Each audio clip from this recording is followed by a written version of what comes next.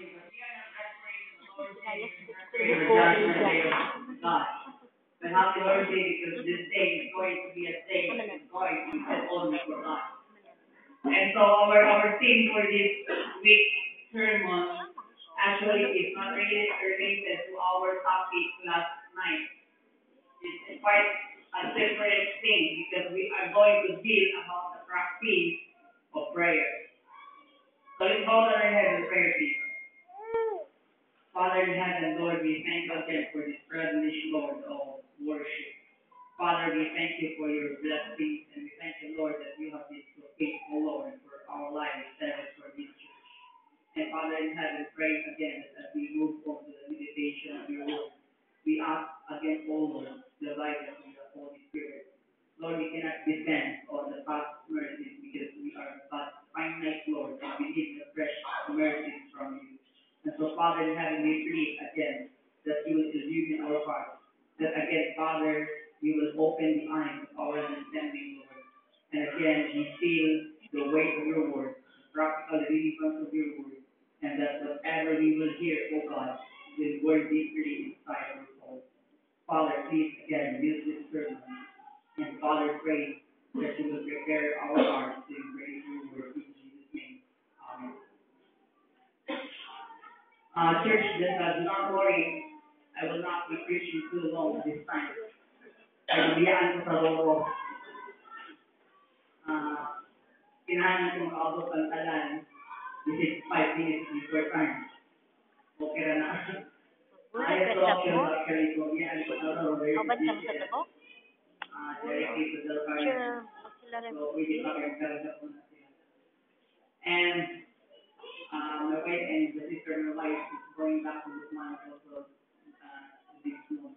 Actually, ang plano sa Tanamo, muli na talaga ng buntag. It's not because of kining handle of the pastor, no? And I am thinking a privilege for the duwe na kami makabalik mo. So, without further ado, let's go back to our text in Matthew 6:8.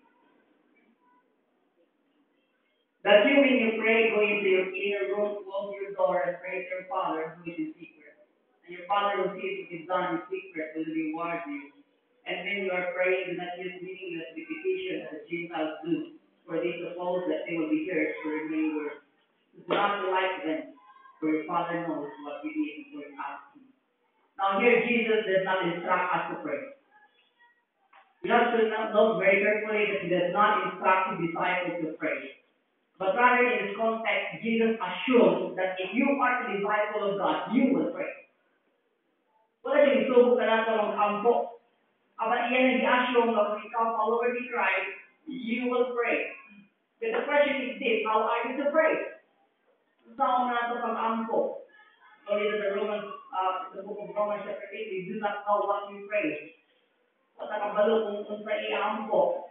Now, in dealing with the topic, the practice of prayer, let me do this under two headings. First, avoid hypocritical prayer in verse 5 to 6, and we will end our sermon, avoid pagan-like prayer in verse 7 to 8. Now, first, consider with me 5 to 6.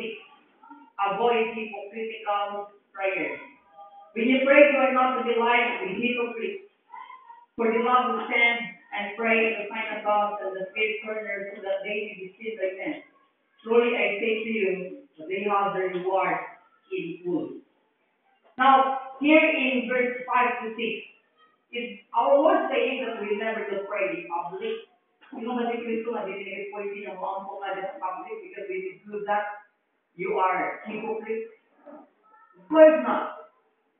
Jesus Christ here does not condemn us to praying in public. As a matter of fact, my son in Matthew 18:19, as it deals with church discipline, Jesus encouraged us that we are to pray together as a church. And another thing in Matthew 14:19, Jesus even did pray and worship in public. If you notice very carefully the language of the book of Matthew chapter 14 and verse 19, it states here, ordering the people to sit down on the grass, he took the 5 loaves and the 2 fish, and looking up towards heaven, he blessed the food, and breaking the loaves, he gave them to the disciples, and the disciples gave them to the crowd. You see the language of Matthew 14:19. Jesus did pray and worship in public, and there we give thanks for the food in public. Tayo na ako kay Jollibee, Green, shopping, o ba sa mga food chain, yan kita mag-ampo, no? O kasi mag-ampo din magpalit o street food. It is not an excuse for us. Matthew chapter 6 verse 5 is not an excuse for us for not praying in public. Jesus did pray and worship in public. And also in the book of John 11:41, here is deliberately done by our Lord Jesus when he resurrected Lazarus. I would like to use the term resurrected instead of resuscitated Lazarus for us to kanang gitawag na dali ng sabtan na actually that what happened is not a resurrection. In the book of John chapter 11 and verse 41, look at very carefully and we will include verse 42. So they removed the stone. Then Jesus raised his eyes and said, Father, I thank you that you have heard me. You see, Jesus Christ, as they removed the stone of Lazarus, Jesus Christ prayed to the Father and he said, Father, I thank you that you heard me. And if you're going to understand the context, Jesus uttered vocally. And what is the reason why he uttered vocally? The reason is in verse 42. I knew that you always hear me. But because of the people standing around me, I said that. You see, gituyo ni Kristo nga, ilitok din niya mga katampo, para mga dulog ng mga tao sa iyang palibot. Jesus deliberately done. This is something that Jesus deliberately done in the hearing of the people, and the reason is this. It clearly tells us the reason that it was for the people around him to believe. So again, Jesus did not condemn us praying in public. What ay gawa ni Kristo na mag-ampo sa church. Mag-ampo ka doon, daghan ng mga matter of fact, in Acts chapter 1, we see disciples gathering in the upper room, and they were in prayer together. So this should not be used as an excuse for not coming into the prayer meetings of the church. Alin ako mga prayer meeting, Pastor, do not pray. No? Like the hypocrites. So again, the Lord is not condemning praying in public. And what does it mean? What then does Jesus mean of what he said in the Sermon on the Mount here in Matthew chapter 6? Now it simply says that we believers are not only to pray in public, but also in private or in secret. Because if you are only going to pray in public and neglect in secret, you are guilty of hypocrisy. Bayan sa mga kulay mga tao. Apan, kasi sa Sunday school, sa anak sa may awit, Sunday school, rather, pray before you go. Do you really pray before you go?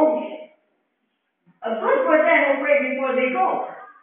Pray before you go. Pray before you go. And that is what the scripture is telling us here. That we are not only to pray in public, but we are to pray in private or in secret. For again, if you only pray in public and neglect in secret, you are guilty of hypocrisy.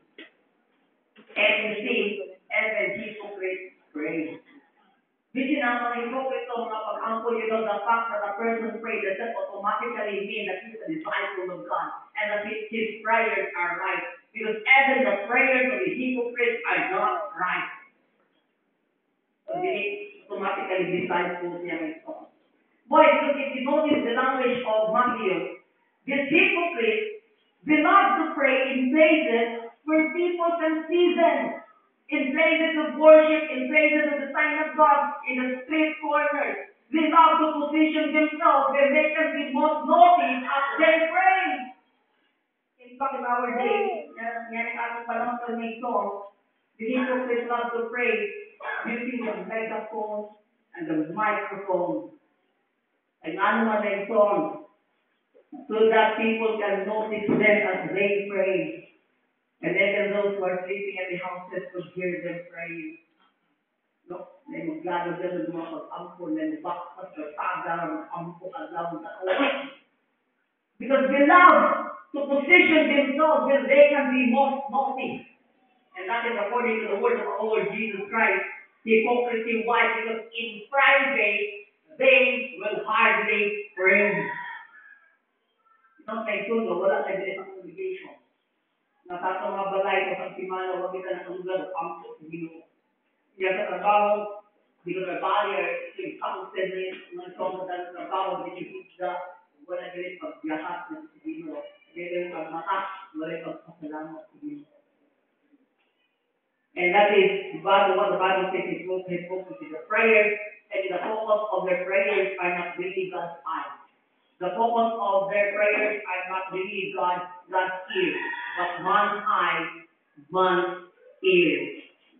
And the Bible says we should pray together in public and also in secret. And our Lord Jesus Christ, Lord, is always the perfect example. Why? Because not only that He prayed and worshiped in public, but He also frequently spent time with God His Father in private prayer. Look at Luke chapter 5 in verse 16. According to Luke chapter 5 in verse 16.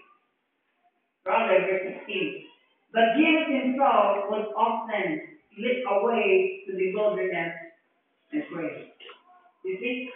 So then when Jesus Christ did pray and worship in public, but He often spent time with His Father praying in private. He always get into the wilderness praying alone. And that is why Jesus Christ is always our perfect example. The bottom line of our commentator is that those who pray more in public than in private are less interested in God's approval. Less interested in God's approval if you only love to pray in public but not in secret. And why avoid hypocritical prayer? Nanuli kaya nato nagsuon church na mag-ampo sa mga pag-ampo kung mga hypocrito. The answer is in verse 5. It says in another statement, truly I say to you, they have their reward in full. That is in Matthew chapter 6, in verse 5. So the answer, why avoid hypocritical prayer, is because they have their reward. Maybe you do not understand what I am saying about. Look at very carefully verse 5. Verily I say unto you, they have their reward. That is the reason why you have to avoid hypocritical prayer. And to expound it further for us to understand, this is the way the scriptures tell us. It says that since they are after, the hypocrites are only after of the praises of men, they're only after of the congratulations by men when they receive, that they might have the reputation of being godly after the praises ng mga tao mga igsoon, aron inyong nagdawaan. So that is the reward. Many today, they are only after the praises of men that they must have the reputation of being godly and religious. So when they are congratulated by men, more than their reward. But they will not receive anything from God. So ito, mga lagay ko sa ginulutan na lain ng pagpapatong kilid. Good job. Maghantak. Good job. Good job, ginawa ni hantak. Gusto tang adunay mo congratulate nato. Gusto tang adunay mo dive nato. And that is our reward. But in the eyes of the Lord, they will not receive anything from God.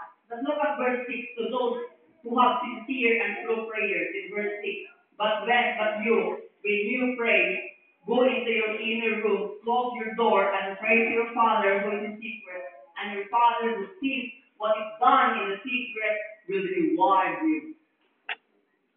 What a blessing. In contrast to verse 5, the outcome of a true and sincere prayers is that God will reward you if the focus of your prayer is God's ears and God's eyes. Is it not interesting? Na ang reward will be ang Diyos mismo, ang reward kay mo, ang imong focus, God's ears and God's eyes, kaysa katong tao ang reward mo, mga pag-guide sa mga tao, but in the eyes of God, you receive nothing. This is the interesting point in the scripture. But what reward will God give? Ano man ang mga reward na ikakar sa Diyos? Still, in our passage, you notice the phrase in verse 6, your Father who is in secret. I'm reading in ESV, so in verse 6, pray to thy Father which is in secret. What reward will God give? According to the phrase, who is in secret or which is in secret, the number one reward is the fellowship with God. It's rather strange to hear that there is one or someone who sees you in secret. One who sees you in secret. But the Bible is just saying to us that in private prayer we will experience the fellowship of God. Because there is one, our Father, who sees us in secret. It means to say that in secret you will enjoy the fellowship of God. And this is one of the greatest blessings of prayer. Sinabi na ba niya sa tanan? Coming close to God and pray and experiencing the warmth and grace of God.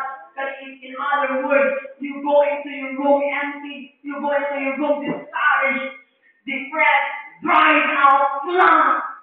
But because of the fellowship of God, you come out full of the overwhelming presence of God. Have you experienced that?